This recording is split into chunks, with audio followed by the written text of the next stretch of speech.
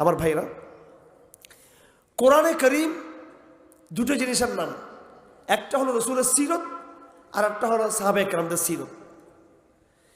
যেই আয়াত আমাকে বলা হয়েছে 100 নম্বর আয়াত সূরা তাওবা, আমি তো হঠাৎ করে ভাগ্যবান কোরআন শরীফ আমার সামনে ছিল, না হলে আয়াতটা আমার মুখস্থ ছিল না এইভাবে।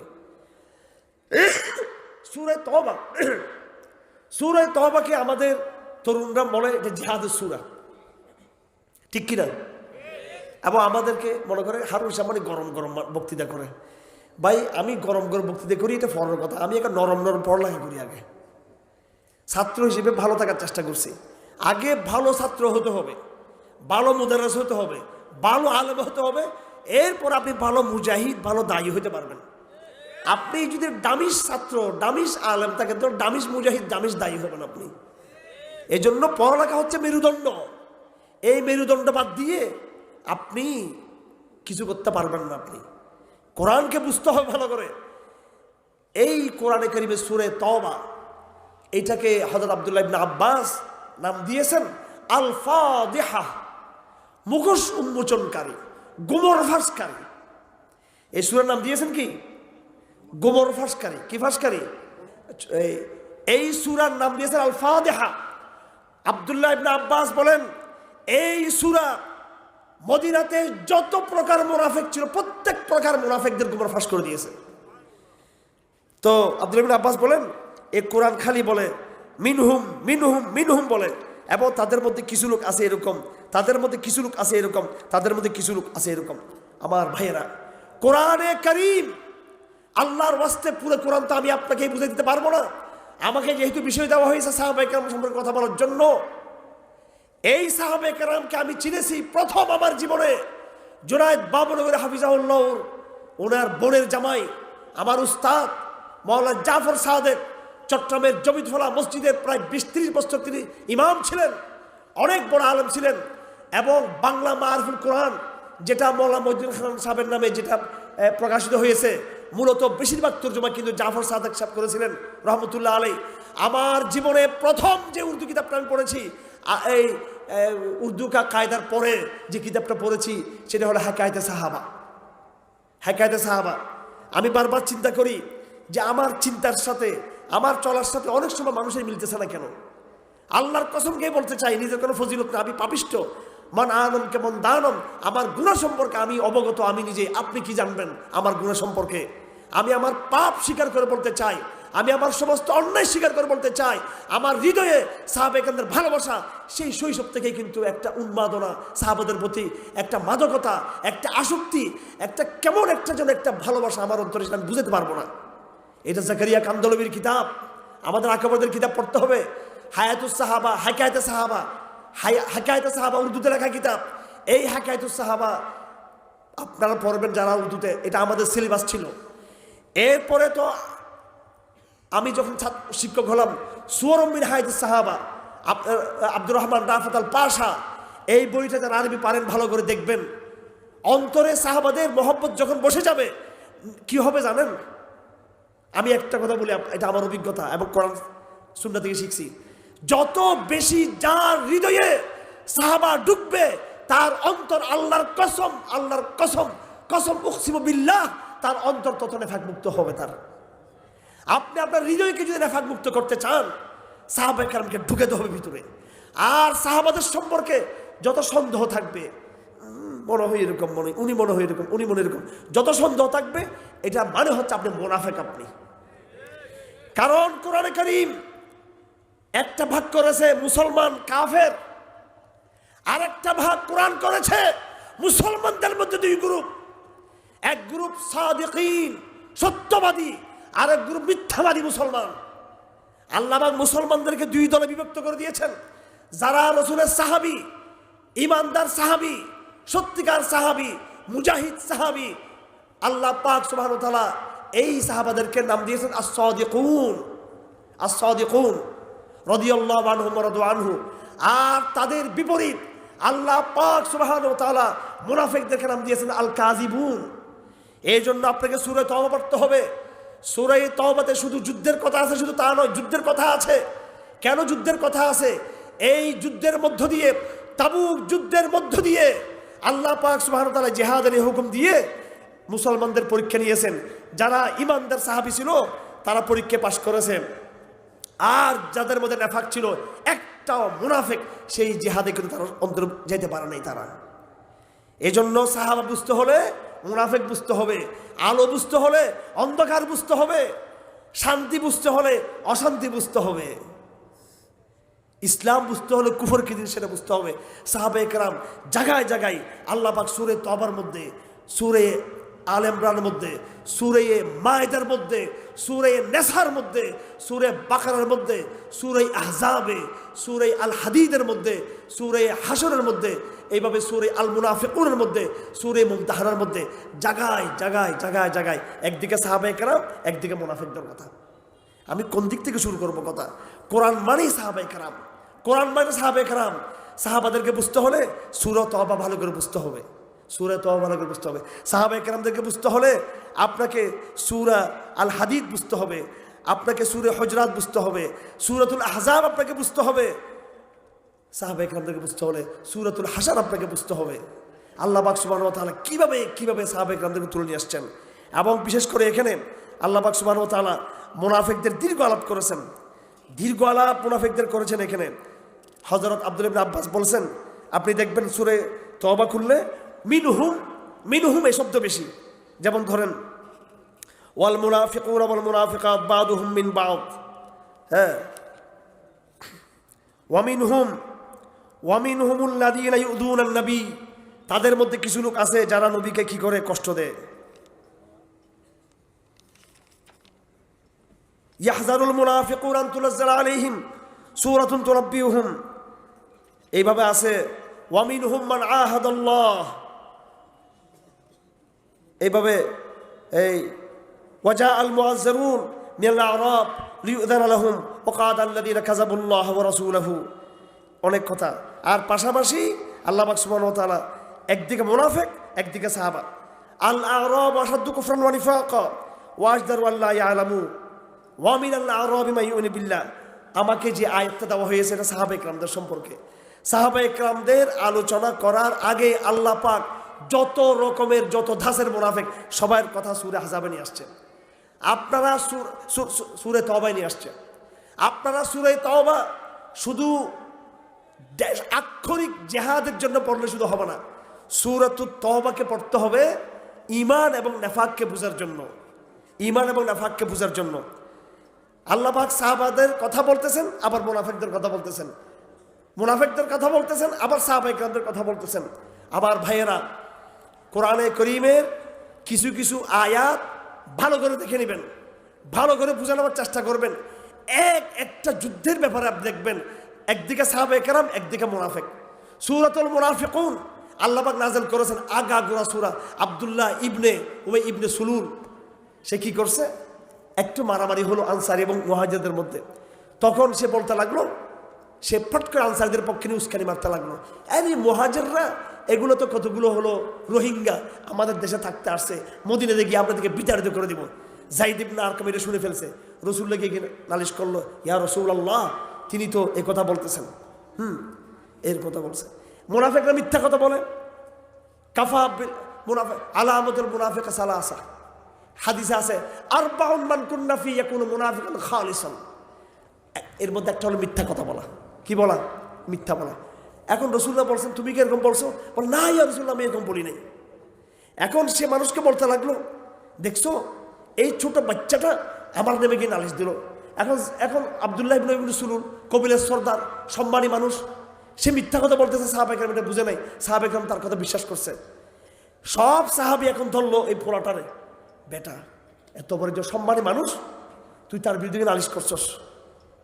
এরপরে কিছু সাহাবায়ে কেরাম বলতেছে, হ্যাঁ সে মুনাফিক, সে গালি দিয়েছে ঠিক আছে, কিন্তু যেহেতু সে সম্মানী মানুষ তার বিরুদ্ধে রাসূলের কাছে নালিশ করার দরকার ছিল না, তুমি কৌশল পরি।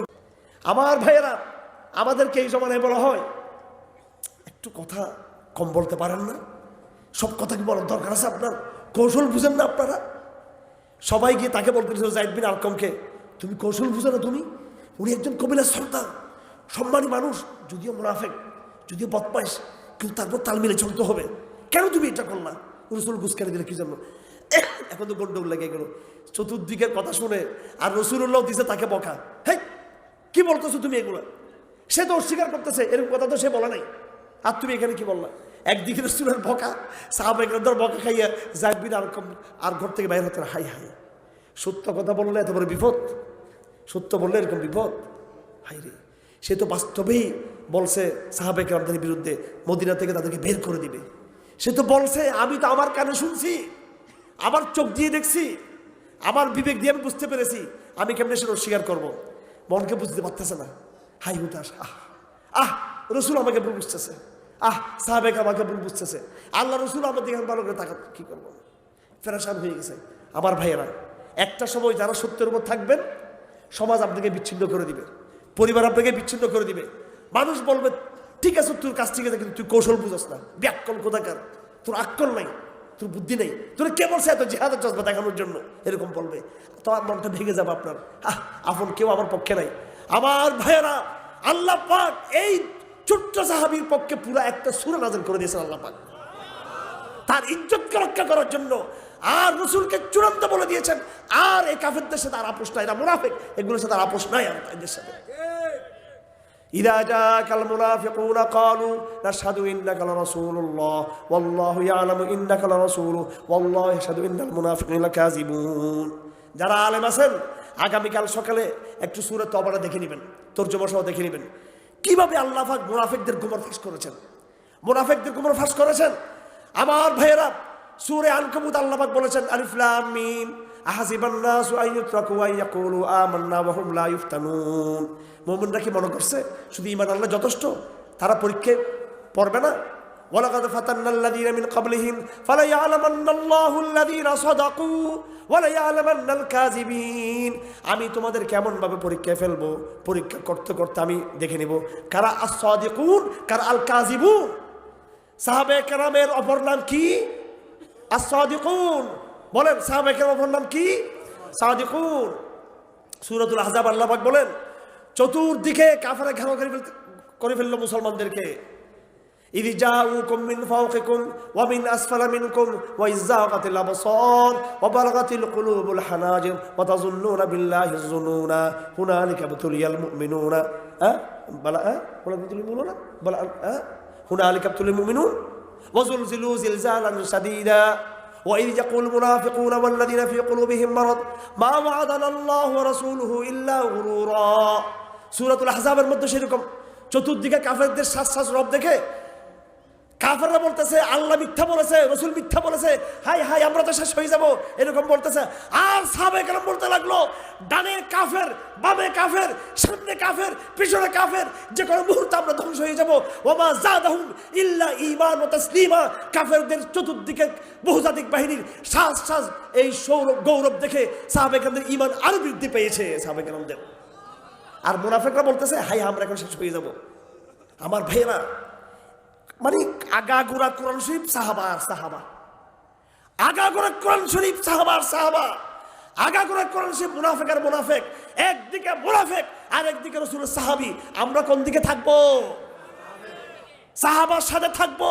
সাহাবা দেখি নাই, দুনিয়াতে যতদিন থাকবো সাহাবাদেরকে ভালোবেসে থাকবো খোদার কসম। হে আল্লাহ, আমাদের হৃদয়ে রক্ত মাংস সাহাবাদের মহব্বত ঢেলে দাও। সাহাবা দেখি নাই, কাল কিয়ামতের দিন সাহাবাদের যাতে দলে ভিড়তে পারি আমরা। আবু বকর যেন আমাকে দেখেছিলে, ওমর যেন আমাকে দেখেছিলে, আলী, সাদ এবং তলহা, জুবাইর যেন আমাকে দেখে চিনতে পারে কালকে এরা ছিল শেষ জমানার সাহাবী। তারা আগের জমানার সাহাবা, আর আমরা কি হতে চাই? শেষ জমানার সাহাবী। এই যে সূরা জুমার মধ্যে আছে, হ্যাঁ, রাসূল একদিন বলতেছেন, এই এরা কারা জানো? এরা হচ্ছে এই ওয়াখারিনা মিনহুম লাম্মা ইয়ালহাকু বিহিম ওয়া হুয়াল আজিজুল হাকীম। আমাদের রাসূলের পাশে একদিন সালমান ফারসি বসা ছিল, বড় জলিল কদর সাহাবী। আল্লাহ বলতেছেন, আমি তো সাহাবাদের সামনে রাসূলকে পাঠিয়েছি, উম্মীদের মধ্যে রাসূলকে পাঠিয়েছি। হ্যাঁ, হুয়াল্লাযী বা'আসা ফিল উম্মিয়্যিনা রাসূলাম মিনহুম ইয়াতলু আলাইহিম। তারা তো ডাইরেক্ট রাসূলকে দেখেছে সাহাবারা, কিন্তু যারা পরে আসবে এরা তো রাসূলকে দেখে নাই। আপনি রাসূলকে দেখছেন নি? আমি দেখছি। আল্লাহু আকবার। আমার নবী সালমান ফারসির কাঁধে হাত দিয়ে বলতেছেন, হে সালমান, তোদের মর্যাদা হচ্ছে সাহাবাদের মর্যাদা। আল্লাহ তোদের জন্য কোরআন নাযিল করেছে। আর তোমার বংশধর আজম থেকে, যারা ইরান থেকে, হিন্দুস্তান থেকে আসবে, তাদের জন্য আল্লাহ বলতেছেন ওয়া আখিরুম মিনহুম লাম্মা ইয়ালহাকু। তোমার বংশধর কার বংশধর? বাঙালিদের কথা আছে এখানে, বুখারী শরীফের হাদিস, এই সূরা এই জুমার কত নম্বর আয়াত? এটা এই 3 নম্বর 4 নম্বর আয়াত, 3 নম্বর 4 নম্বর আয়াত। আখেরি জমানায় যারা সত্যের পথে উত্তীর্ণ হবে, ইমানের পরীক্ষা দিবে, রসুলকে ভালোবাসবে, সাহাবাকে ভালোবাসবে, সাহাবা একরামদেরকে মানদণ্ড মনে করবে সবকিছু, এই আখেরি জামানার লোকগুলো সাহাবাদের সমতুল্য হবে। বরং হাদিসের মধ্যে আছে, রসুল বলেছেন ইয়াকুনু লিল আমিলি আজরু 50। আর কোন হাদিসে 10 জন। শেষ জমানার মধ্যে যারা আমিল, তাদের মর্যাদা হবে তোমাদের 10 জনের মতো শেষ জমানায়। আমার ভাইয়েরা, আপনি সাহাবাদেরকে ভালোবাসলে, আপনি সাহাবায়ে কেরামদেরকে ভালোবাসলে, অন্তর থেকে সাহাবায়ে কেরামদের মতো হবার চেষ্টা করলে, সাহাবায়ে কেরামদের মতো হবার চেষ্টা করার জন্য মন থেকে নেফাক বাইর করতে হবে। কি বাইর করতে হবে? নেফাক বাইর করতে হবে। কোনো নেফাক থাকা যাবে না। আল্লাহর দ্বীনের জন্য নিবেদিত হয়ে যেতে হবে, নিবেদিত হয়ে যেতে হবে।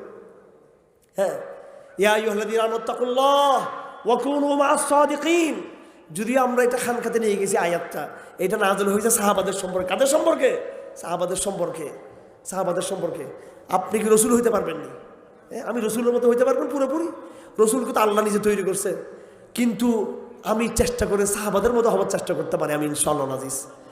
সাহাবায়ে কেরামের বড় একটা বিষয় ছিল কুরবানি, স্যাক্রিফাইস, ত্যাগ। তাদের মনে কোনো রকমের কলুষতা ছিল না। যখনই প্রশ্ন আসছে বস ওখানে তারা তৈরি ছিলেন। তারা এই জমানায় ইসলাম বিজয় হচ্ছে না কেন ভাই? কেন? কিছু মনে করিয়েন না, এগুলো নিয়ে আমার অনেক কথা আছে। আমাদের চরিত্রের সাথে সাহাবাদের চরিত্রের মিল নেই। আসলে আমরা যা চাপাবাজি করি, কথা বলি, সাহাবায়ে কেরাম এরকম ছিল না। সাহাবায়ে কেরাম একবার বলেছেন, সেটা করে তারা ছেড়েছেন। সাহাবায়ে কেরাম জিহাদের বিষয়ে তারা একেবারে আপোষহীন ছিলেন। সাহাবায়ে কেরাম নিজেদের মধ্যে কখনো মিথ্যা কথা বলেন নাই।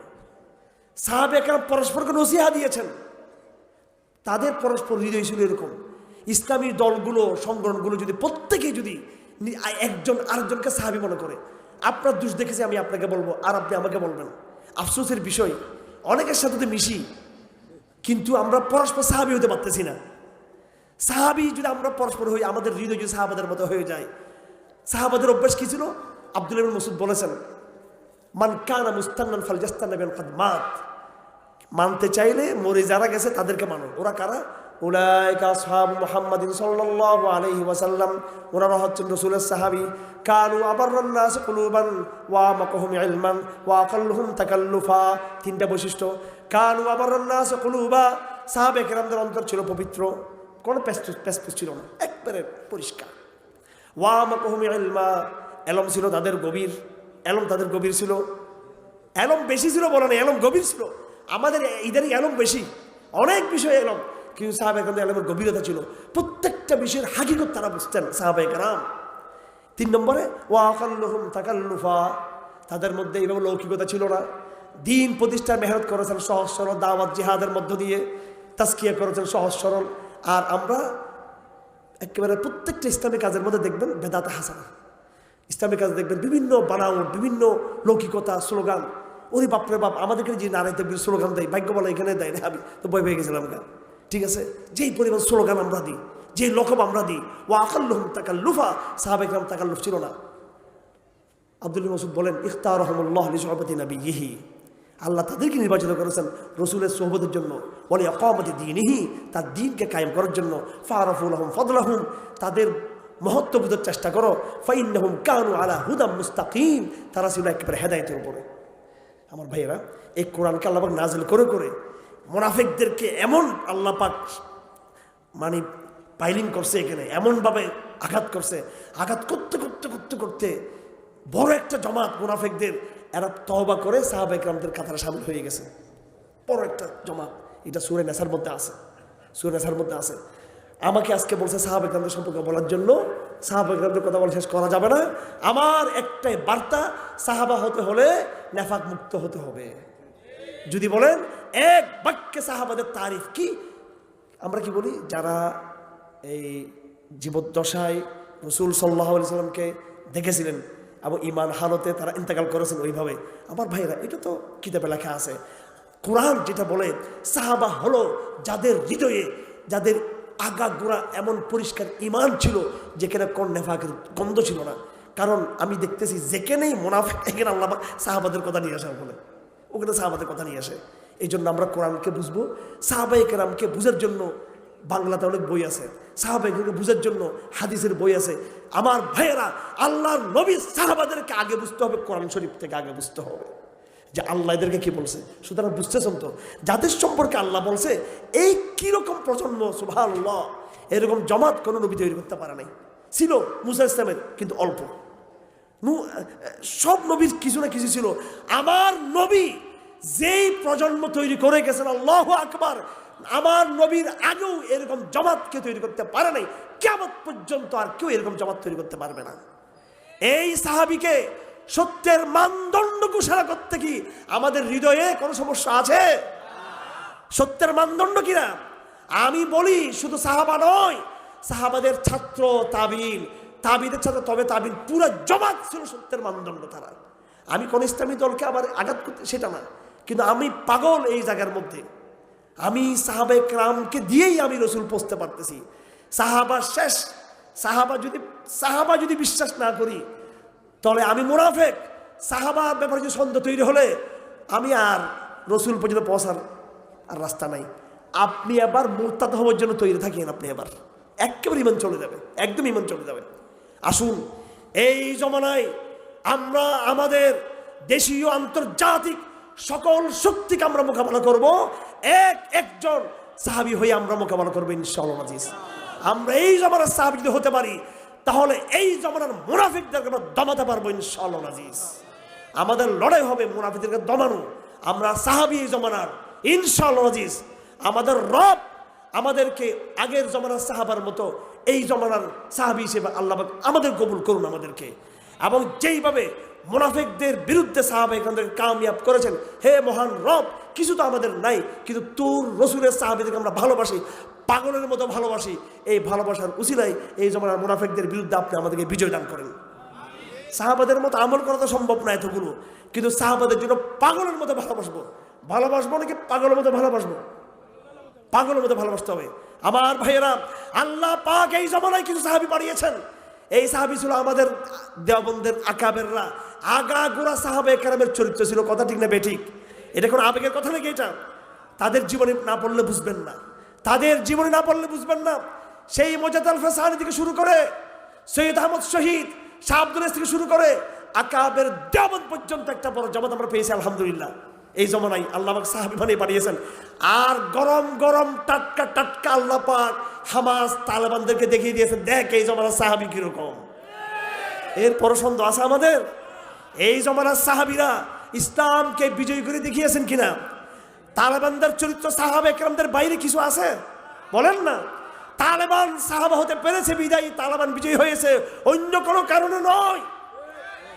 হামাস সাহাবা হতে পেরেছে বিদায় আজ হামাস এখনো যুদ্ধ করে টিকে আছে। হামাস যদি সাহাবা না হয়ে অন্য কিছু হলে তারা টিকতে পারতো না। হে বাঙালি মুসলমান, হে বাঙালি উম্মাহ সমাজ, তুমি যদি সাহাবী হতে পারো তাহলে তুমিও টিকে যাবা, তুমি ইতিহাস সৃষ্টি করবা ইনশাআল্লাহ। আল্লাহ পাক সাহাবা বানাই আমাদেরকে মৃত্যু দান করুক আমাদেরকে। আমাদের শেষ নিঃশ্বাস ত্যাগ হোক, আমরা এই জমানার সাহাবী হয়ে শেষ নিঃশ্বাস ত্যাগ করতে চাই। আমাদের পর্দানো যারা মেয়েরা আছে, বোনেরা আছে, আল্লাহ পাক তাদেরকে মহিলা সাহাবী বানিয়ে দেখে এই জমানার। আমাদের লড়াই অনেক বড়, সাহাবী হওয়া ছাড়া কোনো কি নাই, উপায় নাই আমাদের। ইনশাআল্লাহ যদি সাহাবী হতে পারি আল্লাহ পাক আমাকে সাহায্য করবে ইনশাআল্লাহ। সাহাবী হলে একটু পরীক্ষা নিবে আল্লাহ পাক, একটু প্রথমে পরীক্ষা নিবে, পরে কিন্তু কি বিজয় দিবে। আর মুনাফিক হলে প্রথমে আরাম পরে বিপদ। সাহাবী হলে আগে কষ্ট পরে আরাম। বলেন, সাহাবী হলে আগে কি কষ্ট, পরে গিয়ে কি আরাম। আর মুনাফিক হলে আগে কি আরাম, কমফোর্ট, ঠিক আছে সব কিছু, আবার পরে ধরা খাবে। এখন সব ঢুকতেছে না আওয়ামী লীগের দালালগুলো, সবগুলো হ্যাঁ সব ঢুকতেছে। এখন কি আরাম করা 16 বছর যে মজা মারা মারছে এরা, টাকা পয়সা, নারী, বাড়ি, গাড়ি, আরো কত কিছু। এরা বিদেশে যেগুলো আছে ওগুলো আরামে নেই, ওগুলো আরেক কষ্ট আছে এইগুলো, ঠিক আছে। কিন্তু আলহামদুলিল্লাহ আমরা এরকম আরামে আছি, জেলখানায়ও ঠিক আল্লাহর কসম আরামে ছিলাম আমরা। কীরকম আরাম, কোরআন শরীফ পড়তাম, দিলে প্রশান্তি ছিল। বাচ্চার জন্য আমার পিচ্ছে একটা সাফিফা, ওর জন্য একটু জলতো কান্না আসতো, স্বাভাবিক, ছেলে মেয়েদের এটা স্বাভাবিক, এটা পরীক্ষা। কিন্তু ইমানের প্রশান্তি ছিল, আর ইমানের একটা আরাম ছিল আমাদের ভিতরে। এই প্রশান্তি তো এই জালেমগুলোর এই প্রশান্তি নেই। জেলখানায় সব হাই উতাস ইয়ানফসি ইয়ানফসি ইয়ানফসি ইয়ানফসি করতে যায় সবগুলো।